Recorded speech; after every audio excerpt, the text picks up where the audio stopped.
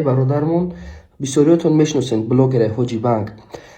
ما هم طولی بگیم یک 3 موشک خطی برادر مقصد صحنه و رولیکو همکاری کردیم. خیلی میخوام که در نزد شما به شاهدی شما بفهمیم که چی خیلی روی اصلی شکوی گید هست یا نیست در حیات. هرچی برادری که میدونم خیلی شرط شرایطش سازه، مقصد چه بگیم با قوله که شرایطش خوبه، مقصد شرایطی سومپون خیلی سازه میدونم 3 موشک خیلی رفیقی هستیم.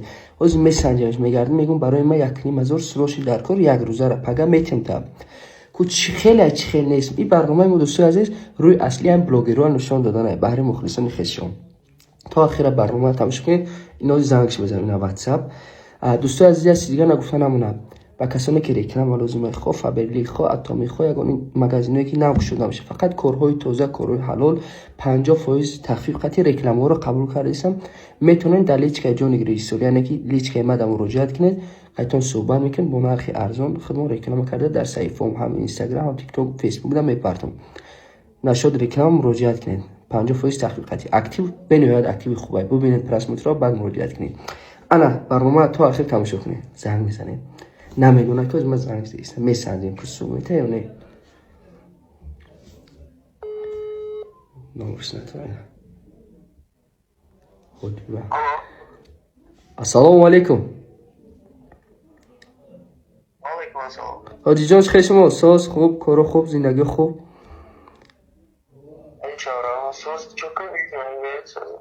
خدا را شکر که یک کم طرف یک گیم پرابلم چه یک خواهش داریم بگم اکای خود خواهشی برادرونه که اکای خودت خواستم خدا زنگ بزنم بگم سروش نیه چی در کاره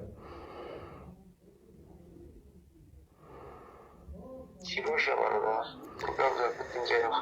برادر؟ خدا را شکر تنجی که 1,500 در کاره سروش باید هم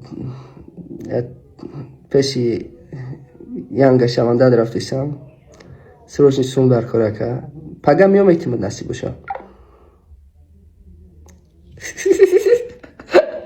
تلفن اکش بخلا نگلی درومه ویدیو مرا زنگ شده از ایسی باشه تا سام شکلی نگلی بخلا تلفن اکش دروم یه بچه با کش تلفن از بیکه 3 بار زنگ شده توبه کن خدا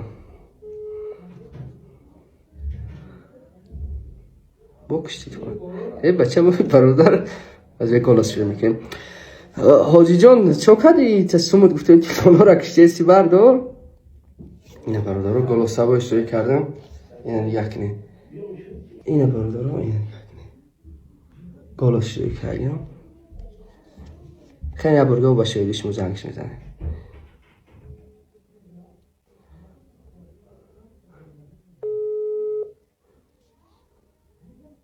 واتساپ جاکش که زوانا کشت نمروش مقصد نتوانه پالی واتساپ کش گلوس هوایی روی که بخنه واتساپ چکشته است وابشی نرفته سی برادر رو